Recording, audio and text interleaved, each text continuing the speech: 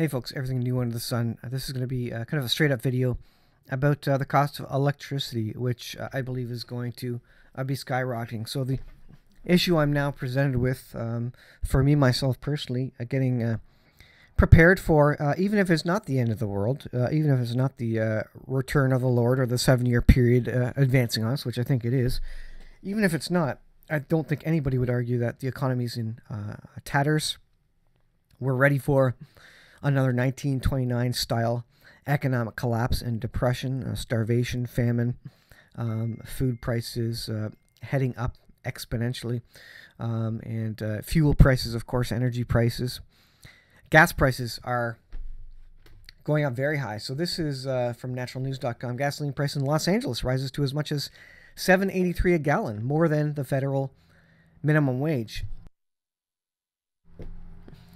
Now, what the increase in fuel prices means is that people will be driving less. There will be a slower economy because no one's going to be going thousands of kilometers for vacation, or fewer people will be because the cost of gas is just expensive.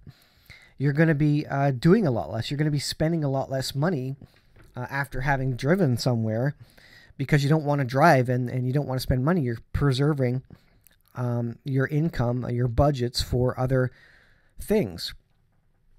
Now, the other thing is that with gas increasing, you also have heating oil increasing. Now it's summertime in the northern hemisphere, and that means there's not a lot of people talking about heating oil.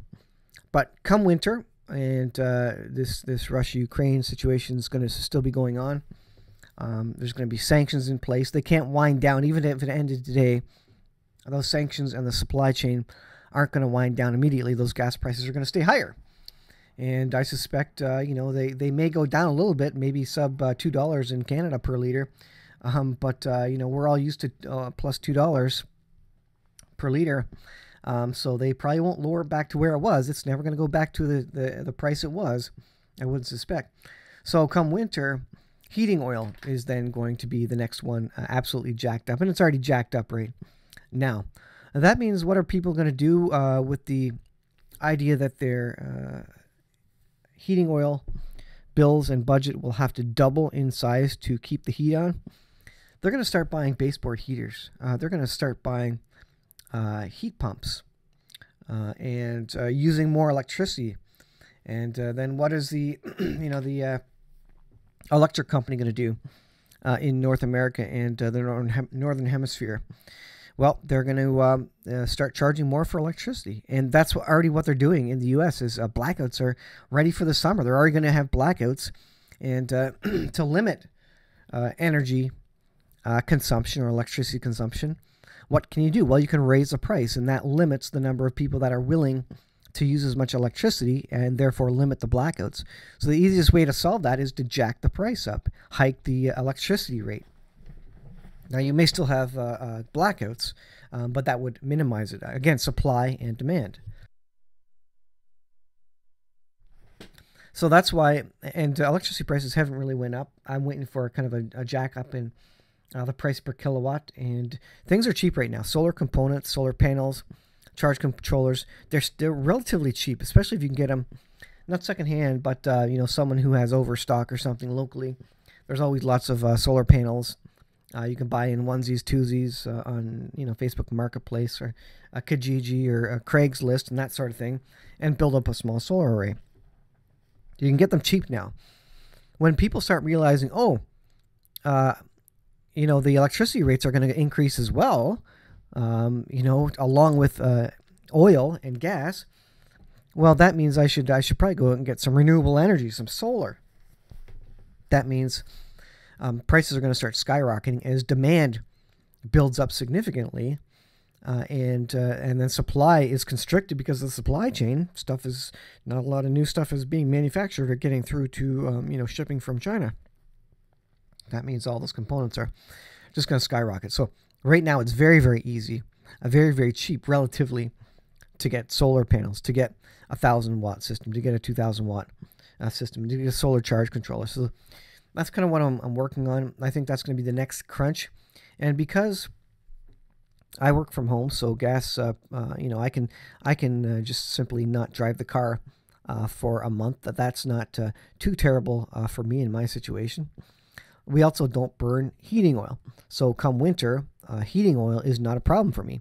What is a problem is that when everybody starts jumping on the electricity bandwagon and going with electrical ways to heat your house or cool your house for that matter, like heat pumps, then that price is going to skyrocket, and that will hit me because we do use electricity to heat our hot water, as an example, which is a large expense. I think it's about $100 Canadian a month that the average household uses, heating hot water for domestic hot water consumption, your showers, your baths, and that sort of thing.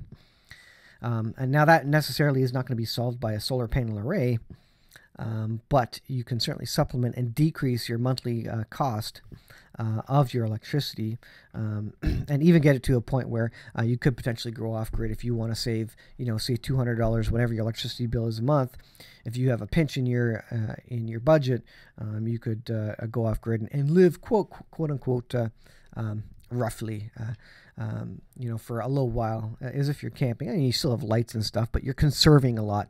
You have a lot fewer lights on. Maybe you won't use your dryer, for example. You'll put your clothes on the line. You won't use your washing machine, that sort of thing, or maybe you'll wash your dishes instead of using your dishwasher. Again, just to preserve a little bit of electricity.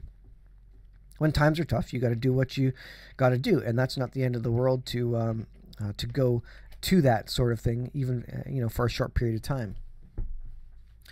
I've spoken about that long enough. So consumers face summer of hell as power bill costs set to jump, and this is what I've been talking about. This is gonna. I'm surprised they're not being jacked up right now as we speak, and maybe they are where you are. Last thing consumers want to hear is an increase in power costs this summer. Following news of rolling blackouts, tight supplies of natural gas, crude, and coal pushed up residential electricity rates this year. Nationwide weather outlook for summer forecasts extreme heat. This will force households to crank up their air conditioning, resulting in oversized power demand that could stress the national grid. So you're going to have blackouts. You're going to have a massive increase in rates to try and limit that. And also they want to get a lot of profit, those electric companies. They're for-profit companies. They're going to want to ensure they get all that extra money with all that extra demand there, to build out larger systems, etc. Bloomberg cites new data from Barclays, says monthly power bills could be 40% more than last year. U.S. Energy Information Administration expects retail residential electricity rates to increase the most since 2008. So 40% is what they're predicting. And this is why you need to get into solar now. Once people start realizing, oh, I can get free energy from the sun, I just have to buy some solar panels. Everybody will be jumping on board that, and the price is going to skyrocket of this stuff. There's a lot of pressure on EVs, electric vehicles, and that uses all grid power to recharge those. And so they're definitely going to charge more for that sort of thing. Once people kind of catch on to that and the EV cars increase on the roads and there's just more demand. Basically, everything is going to electricity demand and off fossil fuels. That's just where everything is going. That's where the world governments want you to go. The local governments want you to go. That's where the quote green energy folk want you to go. And because of the cost of oil, that's where people are turning for cheaper energy sources. Now, how is that electricity produced? Is it via hydro, via dams that have water going through turbines? Is it through coal-fired plants or nuclear power generation? There's all sorts of ways to get it, which may be green or not green, may have a carbon footprint or not. But at the end of the day, electricity is a limited resource, how much they produce. So you're going to pay more for it, and that price is going to go up to come to some sort of parity with the increase of price in oil and gas. And so this is why you need to get prepared. Now is a perfect time to get into solar. You can get into it relatively cheap. I'm not selling anything. I don't have any links on my YouTube channel for selling solar panels or anything. I'm just saying now could be a very, very good time just before things go really crazy and people get, their eyes start opening on solar and they start moving towards it. And I would also suggest don't do a grid tie setup. I would suggest doing your own setup that you control, you own, you paid for, you set up so you know how to repair it and you can manage it. And that way the electric company doesn't have the fingers in the pie of your solar array. And then, of course, with the big solar arrays that the companies install for you, when the grid goes down, the solar array goes down. And that's for the safety of the linesmen who may be working to get the power poles back up after whatever natural disaster happened. Or, poles went down because of windy weather or something. And so your solar array is absolutely useless, the ones that are commercially built, generally speaking, unless you have a specific battery backup storage or a Tesla Powerwall. And so that's another reason to have your own small solar system and build it up over time rather than doing a grid tie setup. So that's important. And we'll end with this. This is Western Journal. People starting to go hungry as food prices soar. Some barely able to afford a meal a day. So that's an incredible headline. It is the year 2022. You and I never thought we would be in this place in the Western world at any time soon. All of a sudden, now this is upon us where people are going hungry. Are we effectively in a 1929 depression? We just don't know it yet. There are people who are on the edge of that and starting to experience that. On the cusp of summer, cold, hard edge of hunger is hitting North America. And we're not talking about the third world. At a time when experts are warning about global food shortages, new report from Canada says individuals living on government benefits are being forced to live with less. Stephen Jones, 56, told Toronto Globe and Mail that inflation has forced him to change his shopping habits with an eye on price. Sometimes that is even not enough. And I can attest to that myself. Even a bag of chips, for example, potato chips, which are not healthy for you at all, even they went up, $1 per bag. And so it's everything, even the cheapest food, even the worst food for you is increasing significantly. Usually it's the healthy food that spikes in price. Sometimes by the end of the month, we're getting to the due date for the money. I'm down to maybe just a very small meal once a day, he said.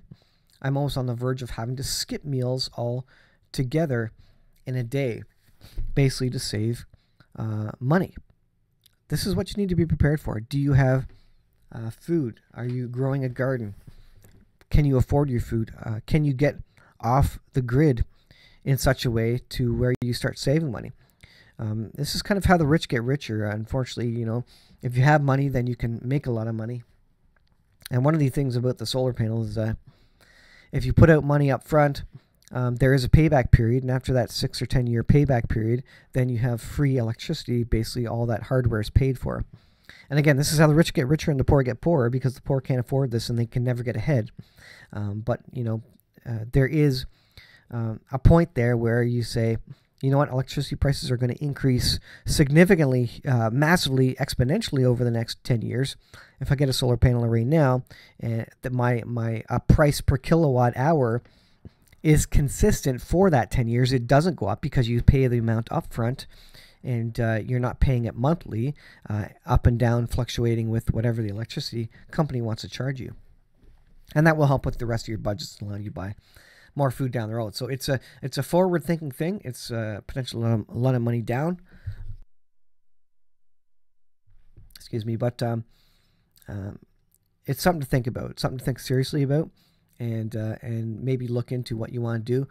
Now is the time. I don't know if there's months left before people wake up and start seeing, oh, electricity is going to start skyrocketing and start jumping on it. I know there's a high demand for solar arrays and certainly any green energy rebate and that sort of thing. But where I am, there isn't a lot of that. There's not a huge amount of government money. I don't see that they're really interested in going green. Otherwise, they'd offer a lot more rebates. Where I am, you can do grid tie. They will not pay you a premium for green energy. They will simply pay you what the cost per kilowatt hour is that you're already paying, and zero out your bill effectively. So it's not a great deal. They don't seem to have any interest in promoting green energy. The power companies don't. They want you to keep buying from them. They're happy to do that. They'd rather not have to deal with the complications of having everybody with grid tie systems and complications related to it. So folks, I'll leave there. That's your news update for today. Be prepared. Cost of everything is going up. I think electricity is the next thing to really spike. So be prepared for it. You may have to go without a dryer, without that extra freezer, without a washing machine or dishwasher. These are high consumption devices. You may not be able to go with your electric hot water heater. Maybe you need an inline propane heater. Those are very efficient in heating up water because they only heat up what you need at the time. So it's an option to go to. Folks, I'll leave it there. Thanks for watching. We'll see you in the next video.